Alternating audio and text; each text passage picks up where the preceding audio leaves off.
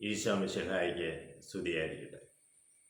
ഈശോ മിശിഹായിൽ സ്നേഹിക്കപ്പെടുന്ന മാതാപിതാക്കളെ, സഹോദരങ്ങളെ, ഈ പ്രഭാതത്തിൽ ദൈവത്തിൻ്റെ അനന്തമായ സ്നേഹവും കരുണയും സൗഖ്യവും നമ്മുടെ മേൽ വന്ന് നിറയട്ടെ എന്ന് പ്രാർത്ഥിച്ചുകൊണ്ട് നമ്മൾക്ക് ദൈവവചന ശ്രവണത്തിനായി നമ്മുടെ ചിന്തകളെയും നമ്മുടെ ഹൃദയത്തെയും ദൈവത്തിൻ്റെ പക്കലേക്ക് നമ്മൾക്ക് ഉയർത്താം. റോമാക്കാർക്കെഴുതിയ ലേഖനം 12-ാം അധ്യായം 20-ാം തിരുവചനം. നിന്റെ ശത്രുവിന് ഭക്ഷിക്കുവാൻ നീ ആഹാരം കൊടുക്കണം, അവന് കുടിക്കുവാൻ നീ ജലം കൊടുക്കണം. തിരുവചനം വ്യക്തമായി നമ്മൾ ഓർമ്മിപ്പിക്കുന്നു. നിന്റെ ശത്രുവിന് ഭക്ഷിക്കുവാൻ ആഹാരവും ദാഹിക്കുമ്പോൾ പാനീയവും കൊടുക്കണം. അങ്ങനെ നീ അവൻ്റെ ശിരസിൽ തീക്കനലുകൾ കൂന കൂട്ടും. തിന്മ നിങ്ങളെ കീഴടക്കാതിരിക്കട്ടെ. അപ്പോൾ 3 കാര്യങ്ങളാണ് പറഞ്ഞത്. 1, നിന്റെ ശത്രുവിന് ഭക്ഷിക്കുവാൻ ഭക്ഷണവും ദാഹിക്കുമ്പോൾ പാനീയവും നീ കൊടുക്കണം. ഇതുവഴി നീ അവൻ്റെ ശിരസിൽ തീക്കനലുകൾ കൂന കൂട്ടും. തുടർന്ന് പറയുകയാണ്, തിന്മ നിങ്ങളെ കീഴടക്കാതിരിക്കട്ടെ. പ്രിയ സഹോദരങ്ങളെ, ശിരസിൽ തീക്കനലുകൾ കൂന കൂട്ടുമെന്ന് പറയുമ്പോൾ തീ എന്ന് പറയുന്നത് ആത്മാവിൻ്റെ പ്രതീകമാണ്, പരിശുദ്ധാത്മാവിൻ്റെ പ്രതീകമാണ്. തീ ഇറങ്ങി വരുമ്പോൾ അപ്പോസ്തല പ്രവർത്തനത്തിലെ 2-ാം അധ്യായത്തിൽ നമ്മൾ കാണുന്നുണ്ട്. പരിശുദ്ധമ്മയെ ശിഷ്യന്മാരും സിഗൻശാലയിൽ ഒന്നിച്ചിരുന്നപ്പോൾ അവൻ്റെ മധ്യേ തീനാവിൻ്റെ രൂപത്തിൽ പരിശുദ്ധാത്മാവ് ഇറങ്ങി വന്നു. അവരിൽ വലിയ മാറ്റങ്ങൾ സംഭവിക്കുകയാണ്. അപ്പോൾ തീക്കനലുകൾ നിന്റെ ശിരസിലേക്ക് കടന്നു വരുമ്പോൾ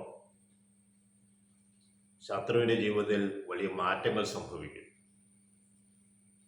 അവനുള്ള തിന്മയുടെ സ്വഭാവം മാറി നന്മ പ്രവർത്തിച്ച് മുന്നേറാൻ ഒരു കരുത്ത് അവന് ലഭിക്കും.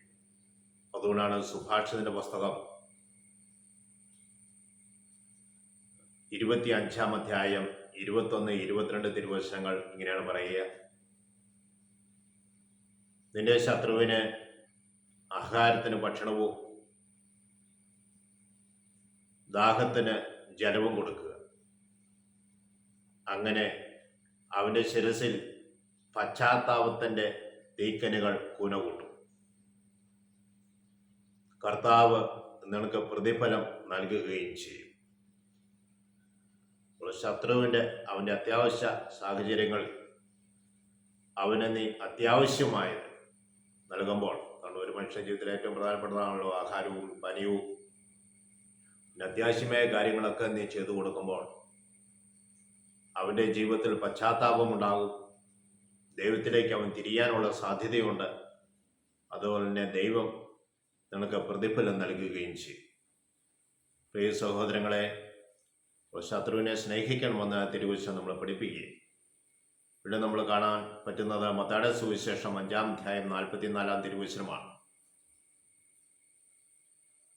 അയൽക്കാരനെ സ്നേഹിക്കുക, ശത്രുവിനെ ദ്വേഷിക്കുക എന്ന് നിങ്ങൾ കേട്ടിട്ടുണ്ടല്ലോ. എന്നാൽ ഞാൻ നിങ്ങളോട് പറയുന്നു, ശത്രുവിനെ സ്നേഹിക്കുക, അവന് നന്മ ചെയ്യുക. നമ്മൾ ശത്രുവിനെ സ്നേഹിക്കണം, അവന് വേണ്ടി പ്രാർത്ഥിക്കണം. അതുവഴി നിങ്ങൾ സ്വർഗസ്ഥനായ പിതാവിൻ്റെ മക്കളായിത്തീരും.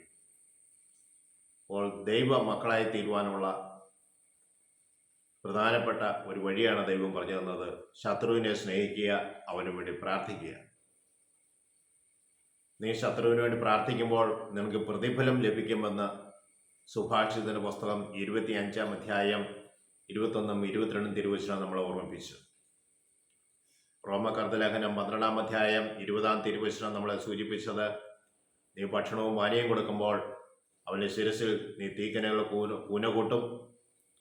തുടർന്ന് പറയാണ്, പാപം നിങ്ങളെ കീഴ്പ്പെടുത്താതിരിക്കട്ടെ. Praise Lord. തിന്മ നിങ്ങളെ കീഴ്പ്പെടുത്താതിരിക്കട്ടെ.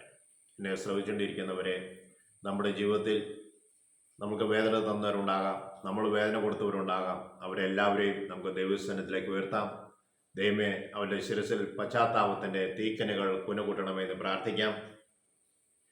പരിശുദ്ധമ്മയുടെ മധ്യസ്ഥനാൽ നമുക്ക് പ്രാർത്ഥിക്കാം. പരിശുദ്ധമ്മേ, ആ മക്കൾക്ക് വേണ്ടി പ്രത്യേകമായി മധ്യസ്ഥം വഹിക്കണമേ. കഴിഞ്ഞ ദിവസം തലവേദനയ്ക്ക് വേണ്ടി നമ്മൾ പ്രാർത്ഥിച്ചിരുന്നു. അപ്പോൾ തന്നെ ഇന്ന് രാവിലെ പ്രഭാതത്തിൽ ഒരു സഹോദരി പറഞ്ഞു, എനിക്കും തലവേദനയാണ്, എൻ്റെ ആവശ്യത്തിന് വേണ്ടി പ്രാർത്ഥിക്കണമെന്ന് പറഞ്ഞു. അങ്ങനെ വേദനിക്കുന്ന ഒരു സഹോദരിയെ ഓർക്കുന്നു, ഏലിയാമ്മ സൈമൺ.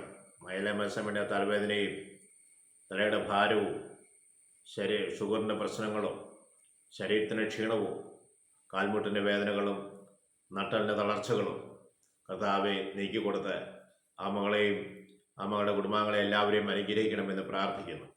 ഈശോ, ഇതുവരെ വേദനിക്കുന്ന അനേകം മക്കളുണ്ട്. ആ മക്കളുടെ ആവശ്യങ്ങളും നീ ഏറ്റെടുക്കണമേ. കർത്താവെ, പ്രത്യേകമായി ചെസ്റ്റിന് വേദനയുള്ളവരെയും പാൻക്രിയാസിസ് കല്ല് ഉള്ള വ്യക്തികളെയും പാൻക്രിയാസിസുമായി ബന്ധപ്പെട്ട് വിഷമിക്കുന്ന വ്യക്തികളെയും ഞങ്ങൾ സമർപ്പിച്ച് പ്രാർത്ഥിക്കുന്നു. നാഥ, ആ മക്കളുടെ മേൽ നിന്റെ കരുണ വർഷിക്കണമേ. നിന്റെ വലതുകരം നീട്ടി മക്കളെ നീ തൊടണമേ. ആത്മാവിൻ്റെ അഭിഷേകം കൊണ്ട് മക്കളെ നിറയപ്പെടട്ടെ, സൗഖ്യത്താൽ നിറയട്ടെ എന്ന് പ്രാർത്ഥിക്കുന്നു. ഞങ്ങളുടെ അമ്മ ആശ്രയ മാതാവ് എല്ലാ മക്കൾക്കൂടെയും പ്രത്യേകം മധ്യസ്ഥം വഹിക്കണമേ. പിതാവിനും പുത്രനും പരിശുദ്ധാത്മാവിനും സ്തുതി.